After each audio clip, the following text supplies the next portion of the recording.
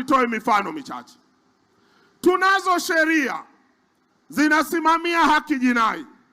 Ukienda polisi, ukienda mahakamani na kwenye vyombo mbalimbali. Tumekuwa nazo kwa miaka 60 na kitu toka tupate uhuru. Baadhi zimeguswa hapa na pale, zinarekebishwa.